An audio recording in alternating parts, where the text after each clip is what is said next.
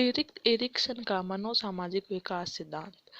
Erik Erikson को इगो मनोवैज्ञानिक कहो जावे है क्योंकि ए इगो पर बड़ो जोर दियो है।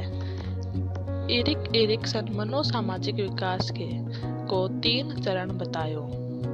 पहलो कर्मकांड ता, दूसरो कर्मकांड, तीसरो कर्मकांडवाद। एरिक एरिक्सन के अनुसार लोगों में एक ही तरह की मौलिक आवश्यकता ईगो व आत्मन को विकास इन्हीं आवश्यकता के प्रति अनुक्रिया का परिणाम हुआ है।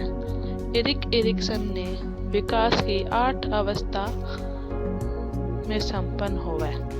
प्रत्येक अवस्था में एक मनोसामाजिक चुनौती हुआ जिन्हें संकट बोले। जो संकट को समाधान कर ले बिंगो व्यक्तित्व का विकास उतो ही बढ़िया हुआ है। एरिक एरिक्सन का किताब का नाम बचपन व समाज है। एरिक एरिक्सन 8 अवस्था बताई है जिन्हें जीवन की अवधि विकास सिद्धांत भी बोला है। पहली अवस्था रो नाम विकास विश्वास अविश्वास की अवस्था है। जन्म ले गए 18 माह तक की अवस्था ने बोलो जावे। बालक ने आपका माँ बाप उचित प्यार मिलेगो, विश्वास मिले जब तो विश्वास और ना मिलेगो जब अविश्वास उत्पन्न होवे। अविश्वास में बालक न डर व शक दूसरों के प्रति उत्पन्न हुआ है।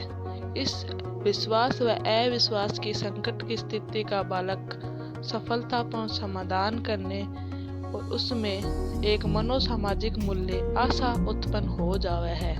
आशा मूल्य से बड़े होने पर वह सांस्कृतिक मूल्य व धर्म में आस्था दिखाता है। दूसरी अवस्था रो नाम स्वतंत्रता व संदेह की अवस्था है। 18 माह लेगा 3 वर्ष तक हुआ है। इनको दूसरा नाम स्वायत्ता या लज्जा की अवस्था है। जय बालक ने आपका माँ बाप में विश्वास उत्पन्न होने लाग जाए तो वो स्वतंत्र रूप कार्य करनो लाग पसंद करे, जिया कि नहानो कपड़ा पहनो।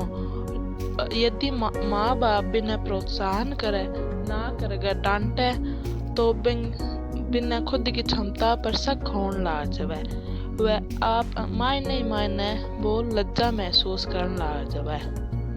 ई संघर्ष यदि बालक सफलता पूर्वक निकल जावे इच्छा शक्ति रूपी मनोसामाजिक शक्ति उत्पन्न हो जावे और इन व्यवहार में स्वतंत्र रुचि पसंद आत्म नियंत्रण का विकास हो जावे है। इनकी तीसरी अवस्था रो नाम पहल व अपराध की अवस्था है जो 3 से 6 वर्ष के बीच में हुआ है, जिन्हें पहल बनाम दोष अवस्था भी बोलो जावे है।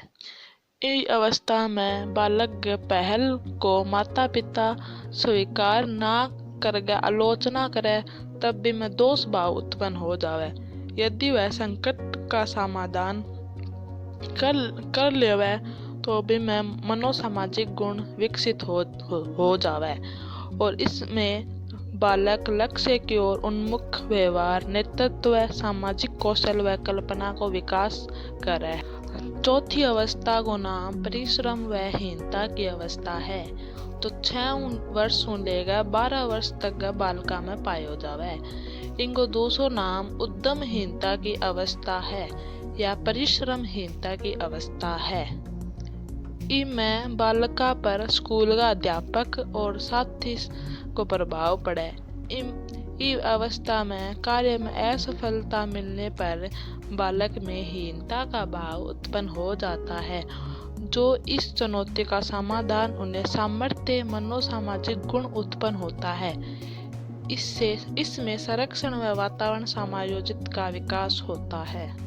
5वीं अवस्था को नाम पहचान भूमिका द्वंद्व की अवस्था है जो बालिका में 12 से 18 वर्ष के भीतर पायो जावे है। इनको दूसरो नाम पहचान बनाम सहभ्रांति। किशोर स्वयं जानने जिंदगी में क्या करे कहाँ जाए वह भूमिका को लेकर अन्वेषण करता है।